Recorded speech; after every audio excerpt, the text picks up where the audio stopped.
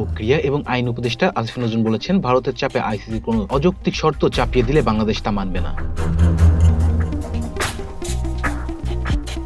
কিছুদিন ধরে বাংলাদেশের টি-20 বিশ্বকাপে খেলা নিয়ে চলছে নাটকীয়তা, তবে বাংলাদেশও তাদের সিদ্ধান্তে অনড়। ভারতে গিয়ে বিশ্বকাপ খেলার বিপক্ষে তারা। সচিবালয়ে এই প্রসঙ্গে উপদেষ্টার কাছে সাংবাদিকরা জানতে চাইলে তিনি বলেন, আইসিসি যদি ভারতীয় ক্রিকেট বোর্ডের চাপে বা কাছে মাথা নত করে, আমাদের উপর চাপ সৃষ্টি করে, অযৌক্তিক কোনো শর্ত চাপিয়ে দেয়, আমরা সেই অযৌক্তিক শর্ত মানব না। আসন্ন টি-20 বিশ্বকাপে বাংলাদেশ খেলবে কি খেলবে না, এই প্রশ্নের উত্তর আসছে। গত শনিবার বৈঠকে বিসিসিকে এই কথা জানিয়েছেন আইসিসির প্রতিনিধিরা। বাংলাদেশ বিশ্বকাপে অংশ না নিলে তার বদলে টি-20 বিশ্বকাপে স্কটল্যান্ডকে নেওয়া হতে পারে, এমন কোনো তথ্য তার কাছে নেই বলে জানিয়েছেন উপদেষ্টা আসিফ নজরুল। বাংলাদেশ বিশ্বকাপ ইস্যুতে আলোচনা করতে বাংলাদেশে এসেছিলেন আইসিসির ইন্টিগ্রেট ইউনিটের জেমি অ্যান্ড্রু, আর ভার্চুয়ালি যুক্ত ছিলেন আইসিসির জেনারেল ম্যানেজার গৌরব সাক্সেনা। ওই বৈঠকে আবারও বিসিবির পক্ষ থেকে জানানো হয়, নিরাপত্তার সংখ্যা থাকায় কোনোভাবে ভারতে গিয়ে বিশ্বকাপ খেলবে না বাংলাদেশ।